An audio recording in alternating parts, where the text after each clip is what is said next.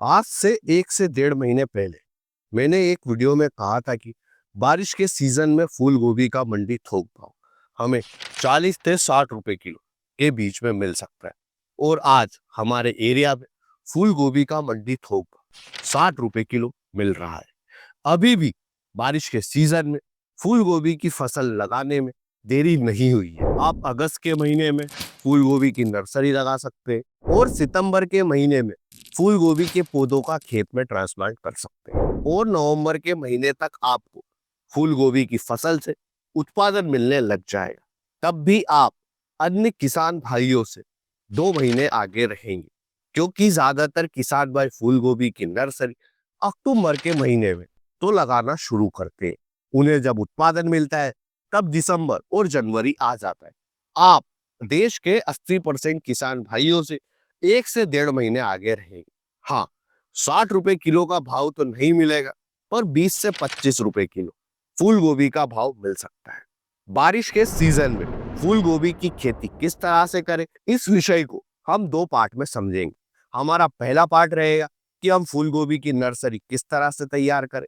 दूसरा हमारा पार्ट रहेगा कि फूल गोभी की नर्सरी तैयार हो गई, खेत में ट्रांसप्लांट हो गया, इसके बाद में फूल गोभी के पौधे से ज्यादा उत्पादन किस तरह से ले। इन दोनों पार्ट को एक एक करके समझते हैं। लेकिन उससे पहले जिन भी किसान भाइयों ने इस वीडियो को लाइक नहीं किया है, तो वे सबसे पहले इस वीडियो को लाइक कर दें।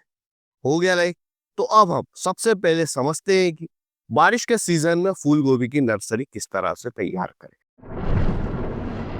देखिए, अगर आपको हमारी तरह क्यारियों के माध्यम से नर्सरी तैयार करना है, तो जैसा कि आप देख सकते हैं कि हमने क्यारी की लंबाई तो हमारे खेत के हिसाब से रखी थी।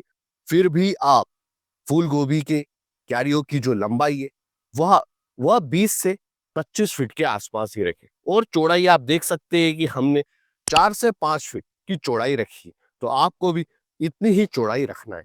अब इन क्यारियों में आपको सबसे पहले फूल गोभी के बीजों की छिड़काव करना है।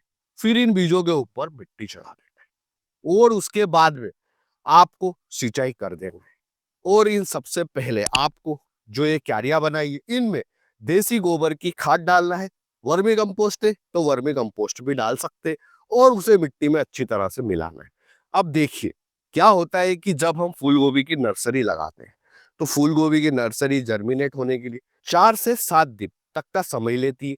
और उसके बाद में इसमें हमें सबसे पहले फंगस जनित रोगों का अटैक देखने को मिलता है। फंगस जनित रोगों का अटैक नहीं हो और जो आपके फूल गोभी के पौधे हैं, इनकी ग्रोथ अच्छी तरह से हो, इसके लिए आप बीज जर्मिनेशन के 8 से 10 दिन के बाद में आपको सबसे पहले ताकत फंगिसाइड 1 ग्राम प्रति लीटर पानी में मिला लेना है और इसके साथ में एनपीके 19-19 आधा ग्राम प्रति लीटर पानी में मिलाकर आपकी जो फूल गोभी की नर्सरी, इस पर ड्रेंचिंग कर देना है। रस चूसक कीटों का अटैक दिखाई दे तो आपको क्या करना है, इमिडा क्लोरोपिक 17.8% एसएल 1 ml प्रति 5 लीटर पानी में मिलाकर स्प्रे करना है। रस चूसक कीटों का अटैक जब आपकी फूल गोभी की नर्सरी 2 वीक की हो जाएगी, उसके बाद ही दिखाई देगा और उसके बाद ही आपको स्प्रे करना है।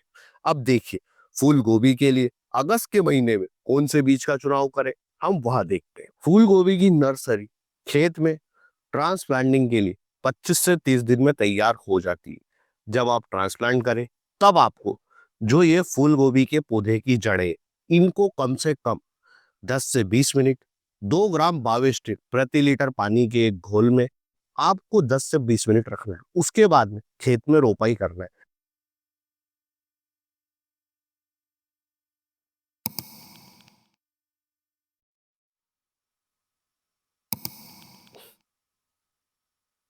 जैसा कि आप देख सकते हैं कि हमने फूल गोभी के एक पौधे से दूसरे पौधे के बीच की दूरी 1 फीट रखी है और एक लाइन से दूसरी लाइन के बीच की दूरी भी 1 फीट रखी है।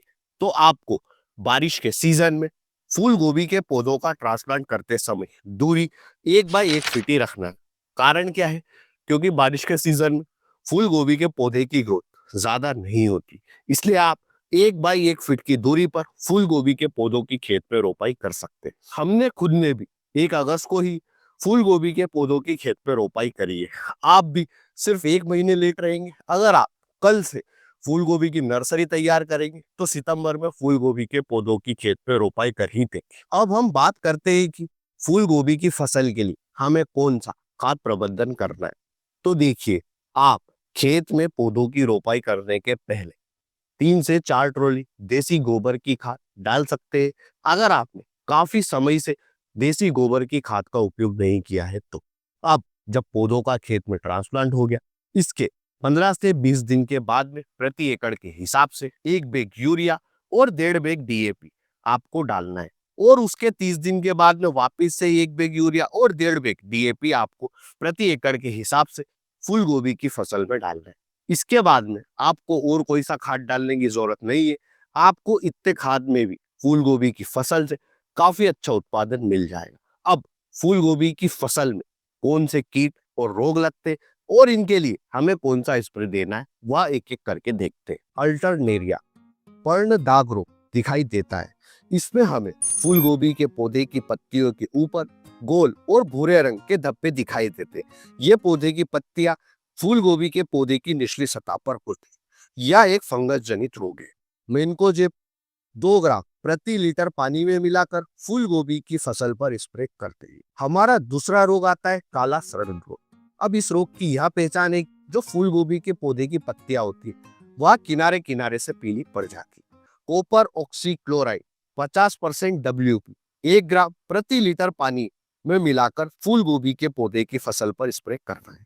फूल गोभी की फसल में जो कि सबसे ज्यादा परेशान करता है वह है यही, यह हमारे फूल गोभी की पौधे की पत्तियों को खाने का काम करता है। अब जैसे ही आपको इल्ली का अटैक अपने फूल गोभी की फसल पर दिखाई दे, इससे बचने के लिए आप Profex super 40 ml plus emamectin benzoate 5% SG 10 ग्राम प्रति 15 लीटर पानी में मिलाकर फूल गोभी की फसल पर स्प्रे कर ले।